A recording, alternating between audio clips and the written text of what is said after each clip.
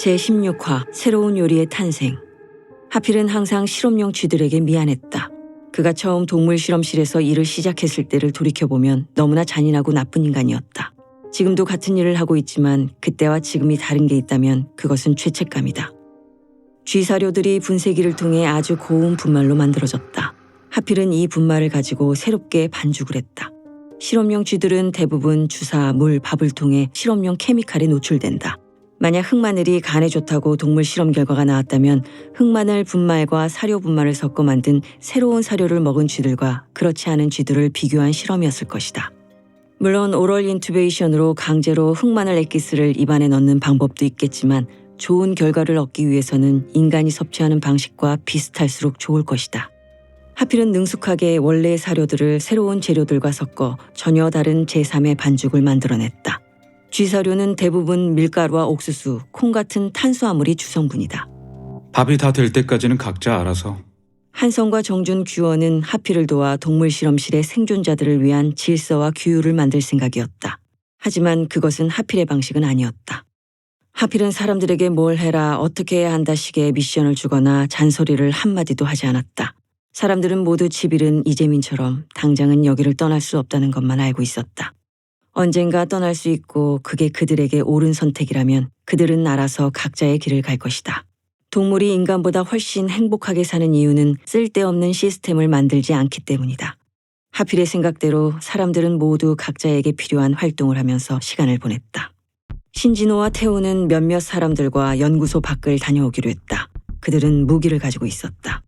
그리고 하필이 이 생존 게임의 모든 것을 주도하는 상황을 별로 좋아하지 않았다. 반면 연구소의 5인방은 태도가 아주 양순해졌다. 성우는 다리에 입은 총상에 염증이 깊어졌다. 게다가 원무과장과 짜고 후배 연구원 2명에게 물 백신을 준 게 규원을 통해 밝혀지면서 한바탕 싸움이 벌어졌다. 하필은 그 과정에서 제발 무기 같은 걸로 싸우지 마십시오. 그럼 죽을 확률이 100%라니까요.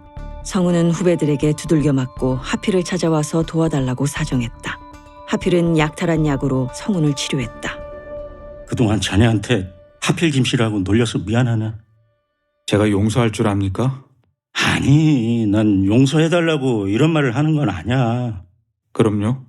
이제 보니까 말이야, 난세 영웅이라는 말이 다른 게 아니고 자네를 두고 하는 말인 것 같아서 그걸 얘기해주고 싶었네. 하필은 대답 대신 오른쪽 금리를 씩 보여주며 사료 제작실로 갔다. 라면 스프 냄새인 것 같기도 하고 카레 냄새인 것 같기도 했다.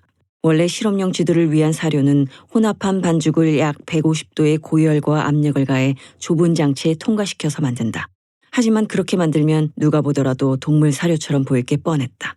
하필은 그 방법 대신 고양이나 개 사료를 만드는 것처럼 오븐 베이커 방식을 택했다. 작은 틀에 반죽을 채워넣고 오븐에 통과시켜 굽는 것이다. 당장 별 모양의 알록달록한 틀을 만들 수는 없으니 사람들한테 익숙한 칼로리바나 두꺼운 쿠키의 형태로 만들었다. 맛을 장담할 수는 없었지만 향만큼은 짭조름한 쿠키 같은 느낌이었다.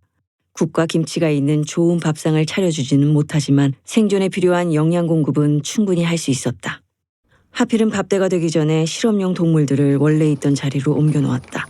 덕분에 동물들의 불안한 움직임이 줄어들었다. 창우와 함께 묶어놓았던 침팬지도 원래의 자리로 돌아갔다.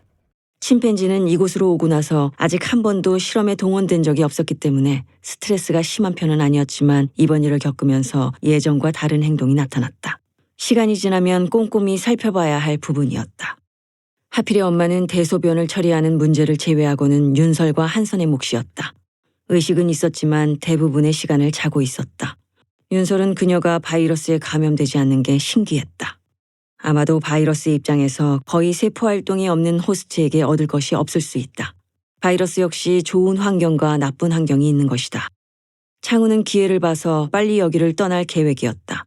일단 격리돼 있다고는 하지만 감염자들과 함께 있는 게 싫었다. 게다가 이들 중에는 창우가 송곳으로 찌른 사람도 있다. 미안함을 떠나서 제거 대상과 한 공간을 쓰는 것은 창우 같은 프로들이 할 짓이 아니라고 생각했다. 단지 창우는 하필이라는 사람이 궁금했다. 특별히 잘난 것도 없는데 이상하게 사람을 끌어당긴다고 할까? 아니면 의지하게 만든다고 할까?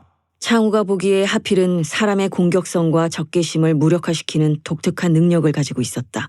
어떤 악조건에서도 살아남아 미션을 완수하는 영화 속 괴물 스파이가 바로 자신이라면 하필은 동화 속에서 등장하는 곰 같은 존재였다.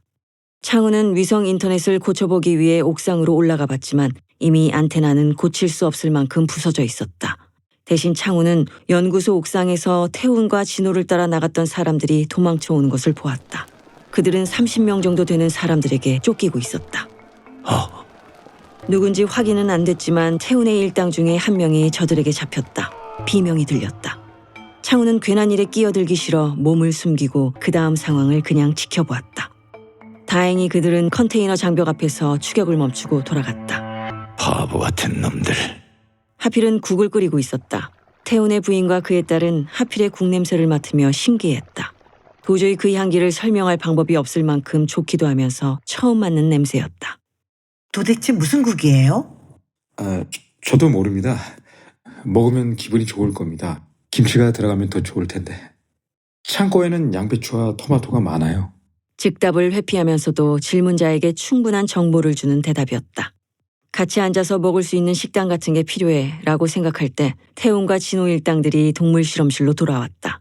그들은 모두 얼굴과 팔과 다리에 상처를 입었다. 총은요? 누군가 그렇게 물어보았고 다 빼앗겼어요. 라고 누군가 대답했다. 태훈은 민망한 표정으로 하필 앞에 다가왔다. 여기까지는 못 들어와요. 대부분 바이러스를 무서워해요.